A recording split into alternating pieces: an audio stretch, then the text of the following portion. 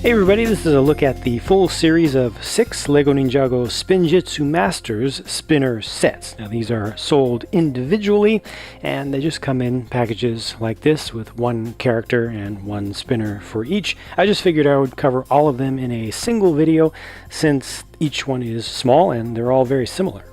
Now these are just like the Airjitsu spinners before them, except they don't have the little fan blades in the spinner section to help them to stay in the air longer. The basic idea is that you have this handle here.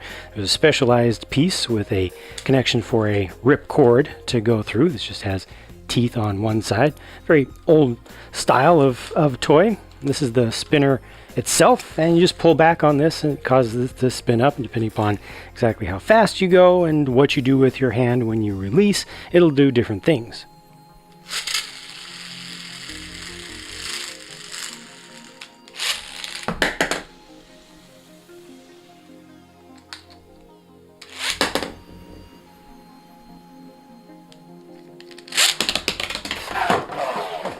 Now all of the spinners themselves are identical and the handles have the same builds as well.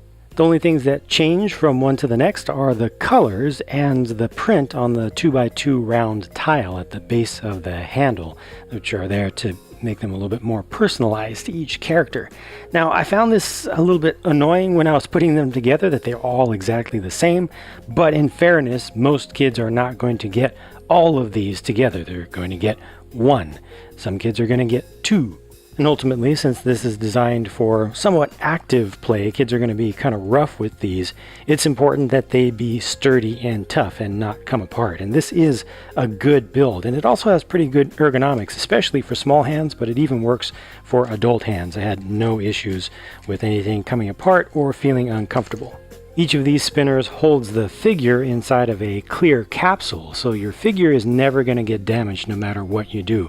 And this is pretty durable plastic. It has just a little bit of give, but it's really designed to be beat upon a lot for a long time. Over time you will definitely get scratches across the top of this clear dome here, and scratches and scuffs around the edges, all of the exposed points where it'll come into contact with things, but that's exactly how it's designed, and I think there's no issue there.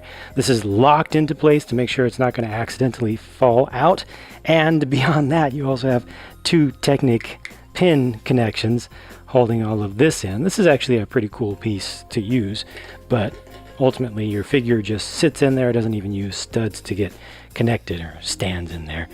The one problem with this is that you have to have no weapons or just shurikens. So all of them are equipped with shurikens to actually put them inside of the capsule, because the capsule is so small. Let's go ahead and take a look at each of the figures. I'll just go through them in the order that I lined them up at the beginning of the video. So here's Jay with his Spinjitzu Master exclusive prints. Notice that the brighter metallic color on his torso actually has a bit of blue going over it, so it's kind of like a silver with some translight blue printed over it, so it's got that electrical kind of feeling. And they went once again like they did with the Airjitsu line. They went kind of towards the energy kind of style, just a little bit of throwback to that, not completely, but kind of tapping into that sort of graphic design, which is pretty exciting to look at, and it kind of makes them feel like they've got a lot of energy inside of those rapidly spinning capsules. And there's the main face for Jay and his alternate face. Lloyd in his Spinjitzu Master set is disappointingly plain and normal, because they did the Spinjitzu Master version of him with another set where he came with the golden topped spinner. So this one, I think, really should have come with this series for the sake of consistency. Instead, they make you have to buy the much more expensive set, and I don't like that. I don't like that at all. I like inexpensive sets that allow you to get a character and do something with them. I think they're great for kids, and to have this odd one out is indeed just odd to me. Regardless, there is one of his faces, and there's the other, uncloaked. Here's Cole, and his metallic print on his torso is copper colored to get a little bit of the warmth in it. That's pretty nice, and I think this one shows much better than Jay, just how they kind of tapped a little bit into the classic Japanese watercolor painting style also for their overall design for the graphics here, and just kind of the level of detail and how they've rendered things. And of course, it is a double-sided face, and there are the two. Kai, the old school star, gets the metallic gold printing for the outlines of the flames, kind of a phoenix sort of shape that they've put there, probably intentionally, with a little bit of flame that's turning to the left, kind of looking like the head of a phoenix, or a dragon it could be. And there's the print on the back. It was definitely interesting to me to see how he left prominence after they brought Lloyd up. I always thought they were going to keep the old pattern of red being the dominant color through and through. I'm actually happy that they have switched things up. I was getting annoyed some years ago that Kai was getting all the play, but now I'm starting to get annoyed with Lloyd. I'm hoping maybe they'll switch things up once again. Zane looks, I guess, pretty much like just a regular teenager, a regular organic human living teenager. His print on the torso includes both the gold color that's used for the hips and the legs on all of these, and also that light blue that's kind of printed over silver to give you that more icy shine to it.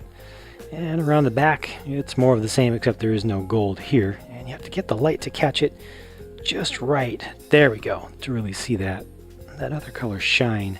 Here's his very natural, normal human teenager smile, and his normal human teenager scowl.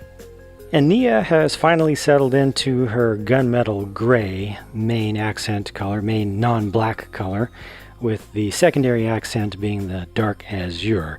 They were kind of trying to figure that out for a while as they transitioned her away from her original roles, but I think that it has settled in a very good place. I like this color scheme a lot. Works with the gold, works with the light bluish accents on the water, works with the gunmetal gray print on the black torso. You also have dual molding up above with the black and the gunmetal gray together, and pretty nice design on the back of this one as well. It's one more dual face head, of course, so there's one and there's the other. Lastly, each spinner set comes with a signature weapon stand. Out of all of these, Lloyd's is by far the simplest and kind of ends up looking pathetic compared to the others. The others have much nicer builds, much nicer presentation. I think I like Kai's setup the best just for how it looks. But each of these is, pretty well put together. They look unique. I think they give good kind of respect to the weapons that they're holding. And of course you can use those weapons with the figures, just not in the spinners. After looking at all 6 individual spinner sets, I remain very salty that the Lloyd Gold spinner version with his Spinjitzu Master exclusive torso print is only available in the SOG headquarters set. I think this should have been its own standalone thing so that if kids wanted just this, they could get it. But that's the series. I personally still can't shake the thought that the old Spinjitzu spinners were better as Lego toys, given that they gave you all the options for customization. They really worked with the minifigure and minifigure accessories really well, while these really limit you to just essentially putting a figure inside and then doing things with it. This is a good toy. Each of these is a good toy of its own type, of its own thing. I feel like it's not a very Lego type thing, other than the fact that it does hold a figure, and yeah, you build the handle out of Lego, but it's not that many pieces and isn't really a building experience. This is really about doing the tricks and playing with just the spinner top, essentially. It's a ripcord top toy, and I think it works fine as that. Each one does. That's it for my review though, so thank you very much for watching. I hope you've enjoyed the video. I've got more to bring you, so I'll be talking to you again soon.